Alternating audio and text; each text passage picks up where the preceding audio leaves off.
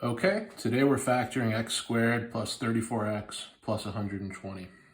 So let's make our brackets like this.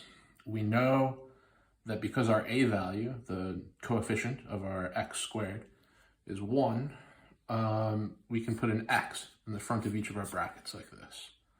And we also know we're dealing with a positive number because both our b value and our c value are positive. So we're going to have two positive factors of 120.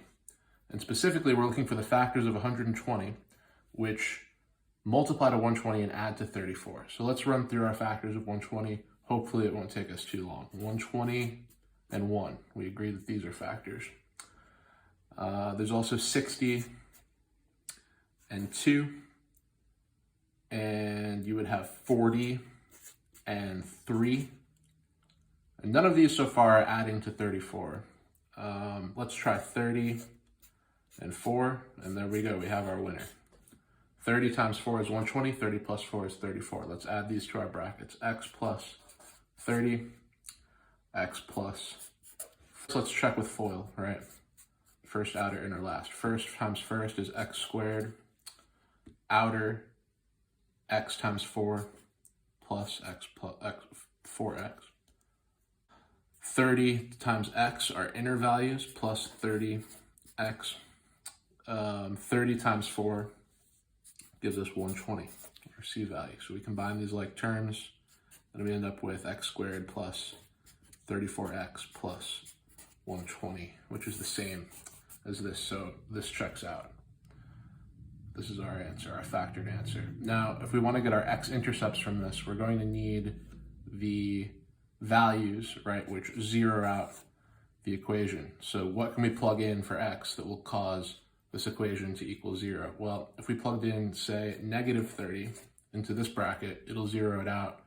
0 times this is 0. So that works. And then similarly on this side, we want negative 4.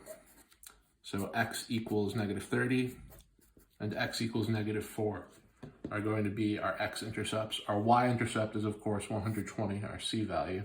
So now we can kind of graph that. Let's do a rough sketch. There'll be a point at, let's say here, at negative 4, then a point, say, all the way over here at negative 30. You'll have to imagine the scale a little bit. And our y-intercept is, of course, all the way up here somewhere at 120. So you'd end up with a graph that looks something like this.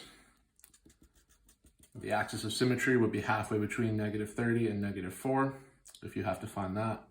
So let's see, that would be 26 integers in between. Half of 26 is, right, because 30 minus 4 equals 26. Half of 26 is 13, so we need to count 13 over from negative 4, or to the point negative 17. So our axis of symmetry would be at x equals negative 17. And that's just about everything we can do with this equation.